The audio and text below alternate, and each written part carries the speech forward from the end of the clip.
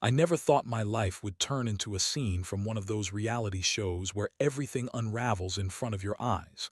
My name is Jake, and I'm just an average guy who worked hard to provide a decent life for my wife, Emily, and myself. We'd been married for 5 years, and for the most part, I thought we were happy. We had our ups and downs like any couple, but in my mind, we were a team.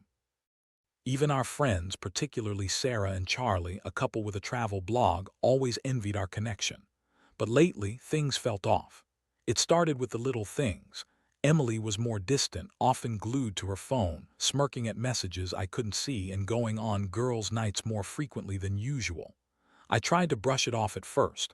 I figured she was just busy with work, or maybe she just needed some time with friends.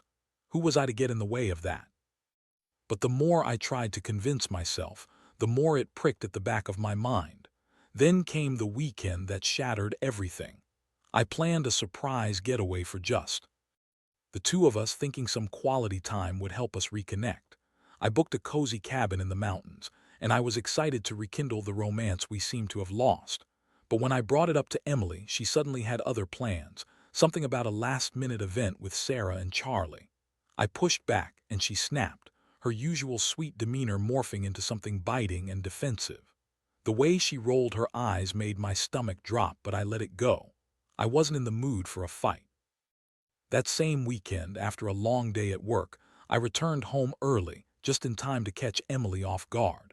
She was on the couch, her phone screen illuminated in the dim light. I made a casual comment about how I was thinking of ordering takeout, but she barely responded, too busy typing away. I leaned over to see what had her so engrossed, and what I saw sent my heart racing.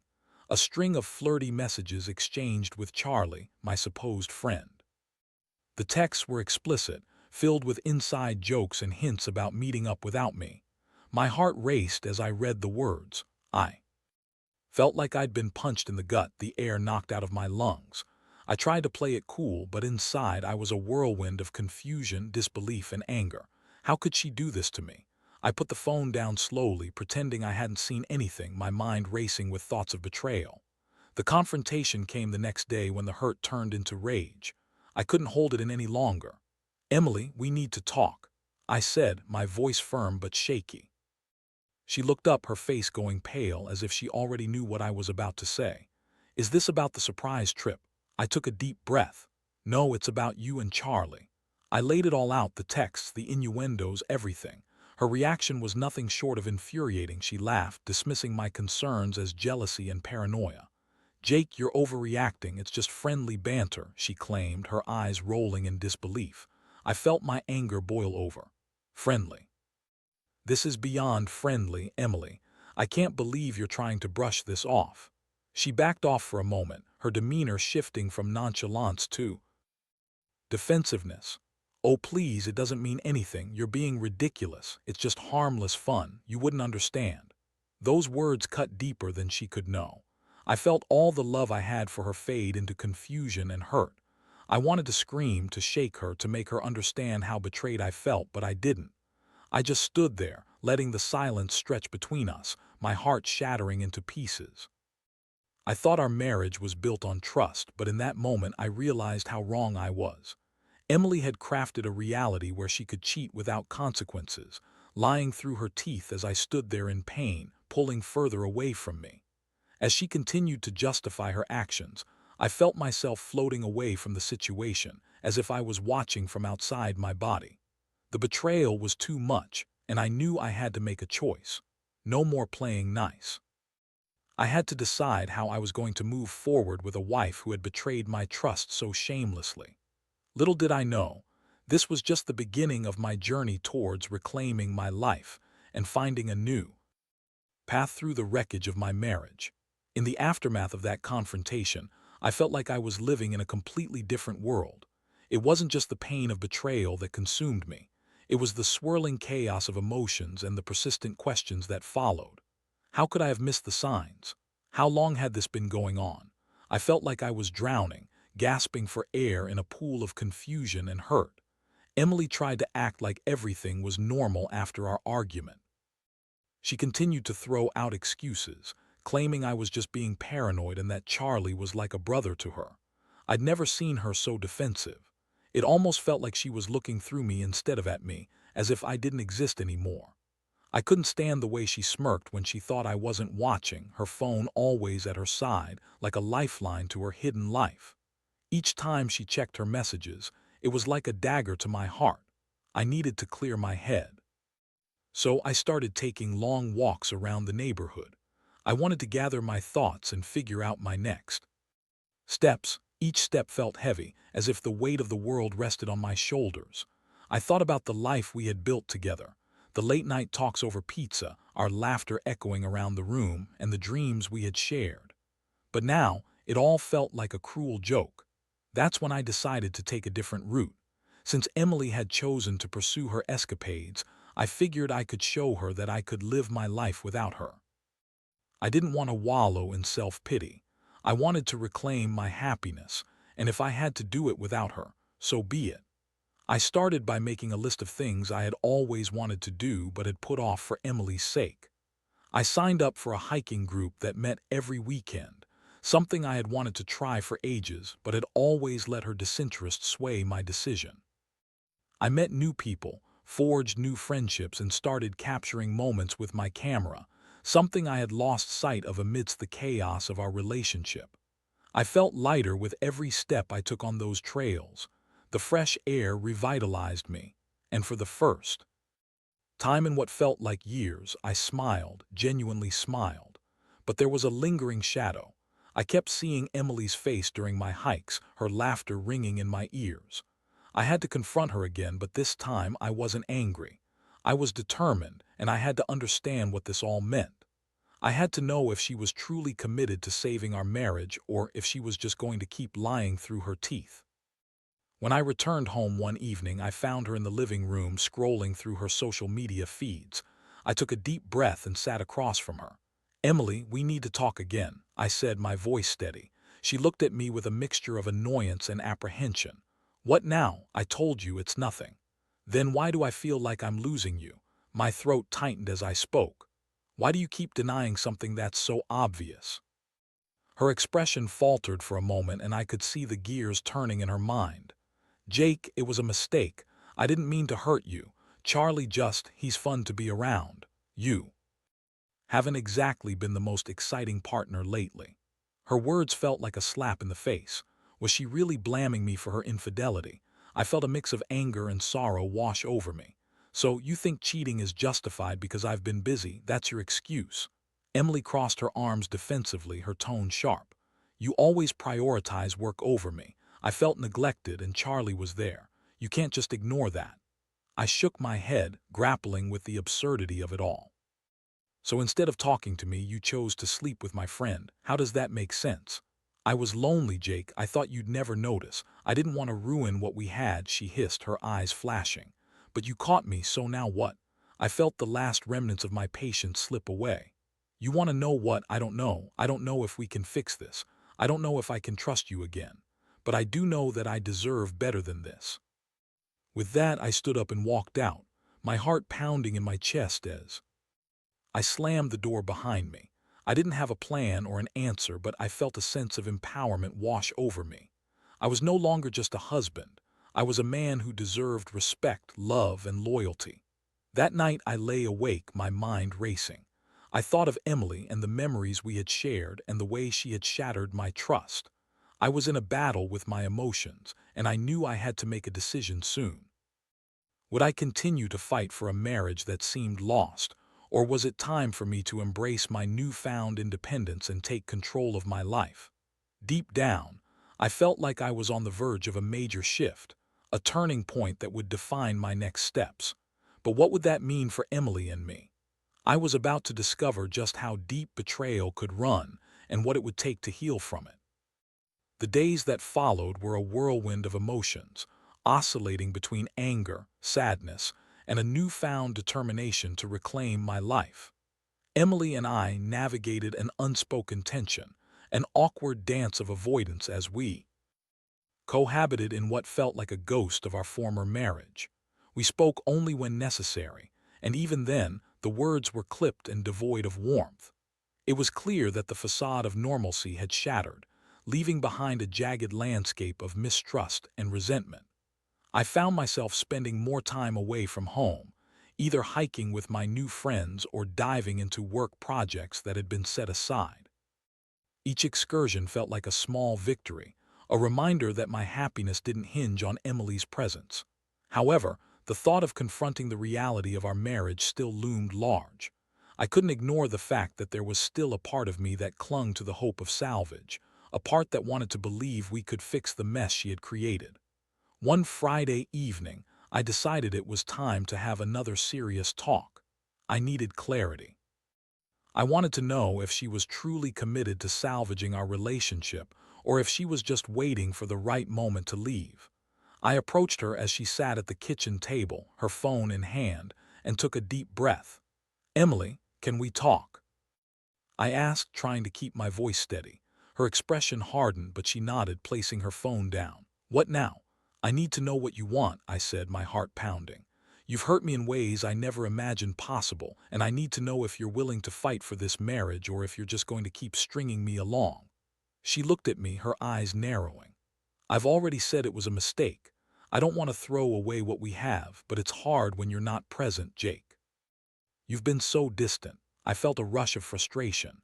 "You don't get to turn this around on me. I was working hard for us and you chose to cheat instead of talking to me. You had a choice." Her face reddened, and for a moment I thought I saw a flicker of remorse. "I know I messed up, but you have to understand. You were so focused on other things and Charlie made me feel wanted again." "Is that your excuse? You didn't come to me when you felt neglected. You chose to betray me instead. You made a conscious decision to sleep with my friend. You can't just brush that aside." She sighed, running a hand through her hair. "I don't know how to fix this, Jake. I really don't. I love you, but I got lost somewhere along the way." The admission chilled me. Love isn't enough to fix this. Trust is what holds us together, and you shattered that. We both sat there in silence, the weight of our words hanging heavy in the air. It was clear that we were at an impasse, each of us unwilling to take a step back and truly reflect on what had happened. I felt the bitterness in my chest deepen, and with it, my resolve began to solidify. I decided to take a different approach. Rather than trying to convince her to fight for our marriage, I would focus on my own healing. I started researching relationship counseling and support groups, thinking maybe that was the path forward. But I realized that before I could even think about that, I needed to distance myself from Emily's influence. One night, after another tense dinner filled with silence, I took a deep breath and announced, "I'm going to take a trip to clear my head. I need some time away from everything, including you." Her eyes widened, a mix of surprise and anger exploding on her face. "What do you mean? You can't just leave. We need to talk about this." I stood my ground. "I need to do this for me. I can't keep pretending that everything's okay when it's not. We both need space to think." And just like that, I booked a weekend trip to a coastal town I had always wanted to visit. I packed my bags, and the following morning I hit the road. As the city skyline faded in my rearview mirror, I felt a sense of freedom wash over me. The ocean breeze greeted me when I arrived, and I immediately felt lighter. I checked into a small hotel overlooking the beach, and for the first time in weeks, I exhaled fully. I spent my days exploring the coastline, snapping photos of the breathtaking scenery, and unwinding with a good book. I even went to a beach bar where I struck up conversations with strangers, sharing stories that had nothing to do with my crumbling marriage. It felt liberating, but as the sun began to set on my last night, the reality of my situation hit me hard. I thought about Emily and how much I had loved her, how I had fought so hard to keep our relationship alive. I reflected on my mistakes, too, how I had let work consume me and had neglected the emotional connection we once shared. Sitting on the beach, the sound of waves crashing against the shore, I began to realize that I didn't want to throw away my happiness for someone who had willingly chosen to hurt me. I didn't want to remain in a relationship steeped in betrayal. On the drive back home, I felt a newfound clarity. I wasn't ready to make any final decisions just yet, but I knew I had to be honest with myself first before I could even consider discussing our future with Emily again. I was determined to find a resolution that would allow me to reclaim my life and happiness, regardless of whether she was a part of it or not. The journey ahead would be challenging, but I was ready to face it head-on. I understood now that healing would take time, but I was committed to finding my way, one step at a time. Returning home felt surreal, like stepping back into a world that had turned upside down in my absence. The weight of the silence greeted me as I walked through the door, a heavy reminder of everything that had transpired. Emily was sitting on the couch, her eyes flickering to me as I entered, but she quickly returned to scrolling through her phone. The tension hung in the air, thick and suffocating. "I'm back," I announced, trying to sound casual though my heart raced. "Welcome back," she replied, barely looking up. Her indifference stung, but I wasn't going to let it derail my resolve. I had spent the weekend finding clarity, and I was determined to confront the situation head-on. I took a deep breath. "We need to talk about us, about what happened while I was gone." This time, she finally set her phone down, her posture shifting as she turned to face me. "Can't this wait a little longer?" I've been thinking too, Jake." "No, it can't wait," I replied, my tone steady. "We can't keep pretending everything is okay. I need to know where we stand." She shifted, the defensiveness creeping back into her demeanor. "What do you want from me? I've already admitted I messed up. What more can I say?" I felt the anger bubbling inside me again. "You have to understand, Emily. This isn't just about you saying it was a mistake. It's about trust, commitment, and the choices we both have to make if we want to move forward." For a moment, she seemed to struggle with her emotions. "I just don't know if I can fix this, Jake. I love you, but I got lost. I don't know how to come back from this." I nodded slowly, trying to maintain my composure. "I think it's really important that we acknowledge what we have both done wrong. I neglected you, and that's my fault, but that doesn't justify your cheating. You chose to betray me, and I can't just overlook that." Emily's eyes filled with tears. "I know. I really regret it. Charlie was a distraction, a bad one. I was looking for something I thought I'd lost, and I didn't think about how much I'd hurt you." "Regrets won't fix this," I said quietly. "I need to know if you're willing to put in the effort to rebuild what we had, and honestly, I need some time to think about whether I can forgive you." She wiped her eyes, frustration evident in her voice. "So what? We're just going to sit here in silence for weeks. You'll be mad at me for ages, and I won't know how to fix things." I stepped closer, my heart pounding as I tried to communicate the gravity of the situation. "It's not about being mad, Emily. It's about healing. You need to show me through your actions that you're committed to changing and that this isn't going to happen again. But I also need time to process everything and figure out if we can move forward together." The gravity of my words settled in the air between us. I could see her grappling with the reality that things might not go back to normal. "What does that even mean?" she asked, her voice shaky. "Are you saying you want to separate?" "I don't know," I admitted. "I'm saying I need to evaluate what this relationship means to me now. I want to see if I can still trust you, but that's going to take time. And honestly, I need to focus on myself for a while." It was as if I had dropped a bombshell. Emily looked stunned, searching for words that didn't come. "Okay, so what's next then?"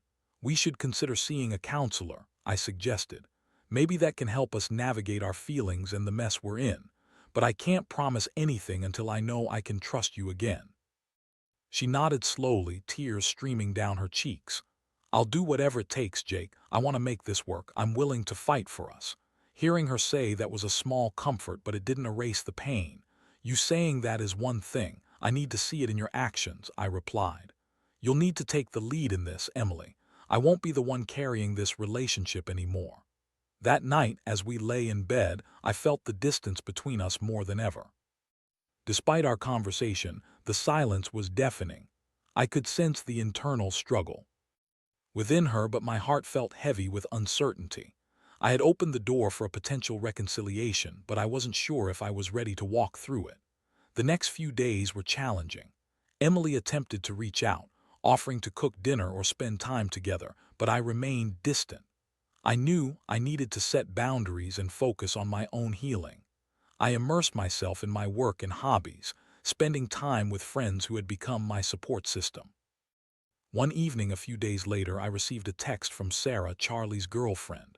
I had always liked her. She was kind and genuine, and I had shared many laughs with her over the years. The text read, "Hey Jake, can we talk? I really need to discuss something important regarding Emily." I felt a knot form in my stomach. What could she want to discuss? Did she know about Emily's affair? I hesitated for a moment but quickly replied, "Sure. When and where?" We agreed to meet at a cafe the next day. As I drove to the meeting, I felt a mix of anxiety and anticipation. Would she confirm my suspicions? Would she share something that would add fuel to the fire or offer clarity? When I arrived, I spotted Sarah at a corner table, her expression serious. After exchanging pleasantries, I got straight to the point. "What's going on, Sarah? Is this about Emily?" She took a deep breath, clearly collecting her thoughts. "Yes, it is. I've been hearing things from Charlie that concern me.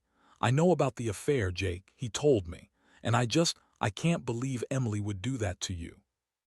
I felt a rush of emotion swirl inside me, but I kept my composure. "Thank you for telling me. I'm still processing everything. I just wanted you to know that you deserve better. Charlie is not the person you think he is. He's been unfaithful to me as well. Emily isn't the only one who has been hurt in all of this." The revelation hit me like a freight train. Charlie, unfaithful to Sarah. It was a shocking twist, and suddenly I felt more anger directed at him than at Emily. He was the one who had taken advantage of her vulnerabilities. I had no idea.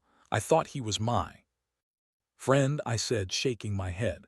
"I wish I could say it's surprising, but it's not," Sarah replied, her voice heavy with sorrow. "He can charm anyone, but he doesn't care about anyone but himself. I'm sorry you had to go through this." "Thank you for telling me," I replied, realizing that this new information complicated my feelings.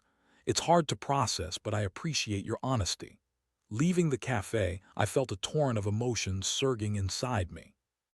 The betrayal felt like a double-edged sword, and my mind raced with thoughts about Charlie, about Emily, and about the future. I didn't know how this new revelation would shape my opinion of Emily, but it left me feeling conflicted and even more determined to focus on my own path forward. As I drove home, I understood that my healing would involve more than just mending a broken relationship.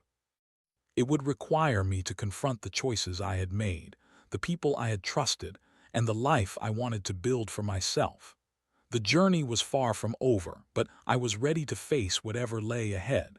In the days that followed my conversation with Sarah, I found myself processing the new dynamics in my relationship with Emily and the revelations about Charlie. The knowledge that Charlie had betrayed Sarah felt like a strange twist of fate, and I couldn't shake the feeling that both of them had played roles in the mess I was now trying to untangle. Emily was making efforts to show her commitment. She suggested couples counseling, which I reluctantly agreed to, but I felt a heaviness in my chest. Despite her attempts to reach out, the underlying tension was palpable. I couldn't just forget. I didn't think I could ever fully trust her again. Our first counseling session was awkward, to say the least. We sat across from a therapist named Linda, who was warm and approachable but couldn't mask the discomfort that permeated the room. Emily opened by expressing her regret and how she felt lost after all that had happened. I listened quietly, my mind racing as she spoke. "Jake is a good man and I made a terrible mistake," she said, her voice tinged with emotion. "I didn't think about how it would affect him or our marriage." Linda nodded. "It's important to acknowledge those feelings and understand why you sought validation outside of the relationship. But Jake, how are you feeling about all of this?"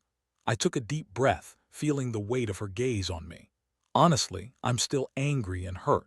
I've been doing a lot of thinking about what I want moving forward. I'm here because I want to understand, but it's hard to reconcile my feelings." Emily's eyes flickered with regret, and I could see her fighting back tears.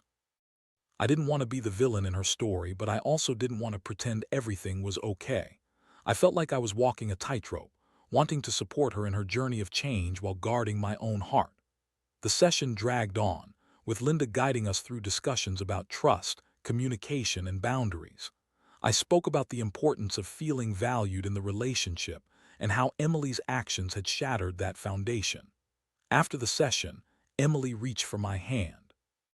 "I want to do better, Jake. I want to show you that I'm committed to making this work." I pulled my hand back instinctively. It's going to take more than just words, Emily. I need to see that you understand the gravity of what you've done. We have to rebuild from the ground up, and I need time to heal. She nodded, her expression pained but resolute. I understand. I'll do anything to prove to you that I can change. As we left the therapist's office, I felt a flicker of hope mixed with doubt. I wanted to believe that change was possible, but the scars of betrayal still ran deep. I found myself torn between wanting to support Emily and needing to protect myself from further emotional damage. The next few weeks were a roller coaster. Some days were filled with tentative hope, while others were mired in frustration and anger. I began to notice Emily putting in genuine effort. She started volunteering for community service, dedicating evenings to cooking dinner, and even researching ways to improve our communication. But every time I saw her, a part of me still felt guarded, still felt the shadows of her betrayal lurking behind her smile. Then came a pivotal moment. I received a call from Sarah. She wanted to meet again, and this time I could sense urgency in her voice. "Jake, I need to talk to you about something important regarding Emily, and I think you should know," she said when we met at a cafe again. My heart raced. "What now? Is it about Charlie?" "Yes, and it's about Emily too," she replied, glancing around as if wary of being overheard. "After our last talk, I did some digging. Charlie has been seeing someone else on the side. He's not the faithful guy he pretends to be. I think he just used Emily as a distraction while keeping another woman in the background." The revelation hit me like a punch to the gut. How could I have trusted him? How could Emily have been so blind? "Are you serious?" "Absolutely, I have proof.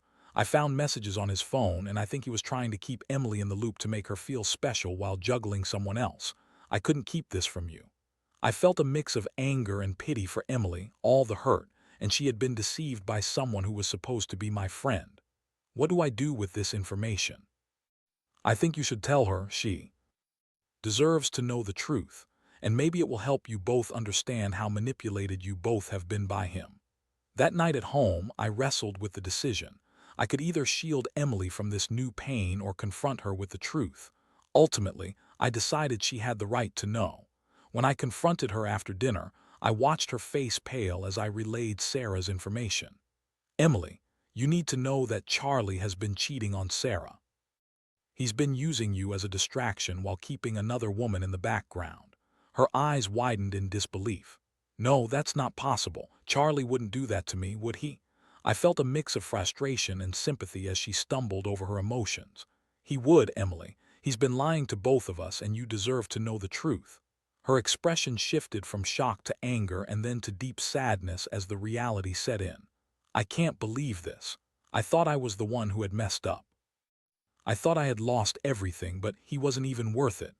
I watched as she battled with her emotions, the pieces of her world crumbling around her. "You've made mistakes, but you're not alone in this. You were both misled by someone who never cared about either of us." As she began to process everything, a new depth of conversation emerged. We sat on the couch together, tears streaming down her cheeks as she began to open up about her feelings of betrayal, not just by me, but by Charlie as well. "I feel so stupid for getting involved with him," she whispered, her voice tremulous. "I just wanted to feel loved, even if it was a lie. It's not your fault that you were seeking validation, but you have to choose to heal and make better decisions moving forward." Emily nodded, wiping her eyes. "I want to be better. I want to be someone you can trust again, but I need to process this." For the first time in a long while, I saw a flicker of resolve in her eyes, a commitment not just to me, but to herself. I understood then that both of us were on a path of healing and self-discovery, albeit a painful one. Though I didn't know what the future held for us, I realized that we were both willing to confront our demons. The journey wouldn't be easy, but perhaps there was hope on the horizon.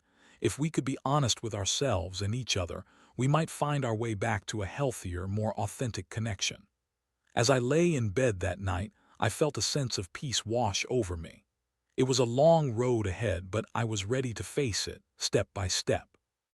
Healing wouldn't come overnight, but together, we could navigate the complexities of trust, love, and redemption. I wasn't ready to declare our marriage fixed, but for the first time in a while, I felt cautiously optimistic about the future. As the days turned into weeks, Emily and I embarked on a journey of healing together. We attended counseling sessions regularly, each meeting peeling back layers of our emotions and forcing us to confront the reality of our relationship.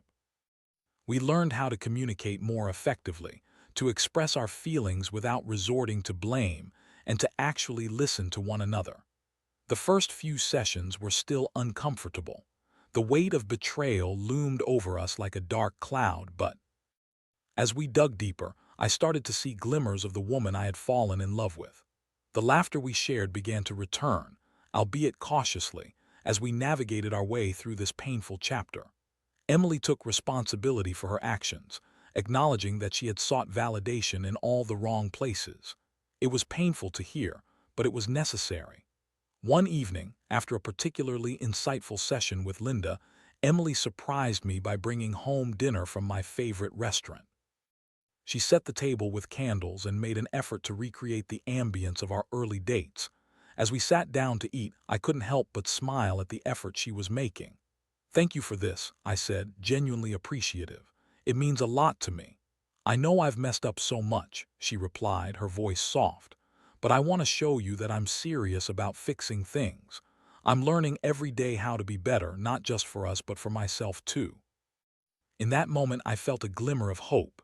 It was small, but it was there, like the first rays of sun breaking through cloudy sky. We talked about our dreams and aspirations, the things we wanted to do together, and the goals we had once shared before everything fell apart. But even as we rebuilt, I still felt the constant battle of whether I could fully trust her again.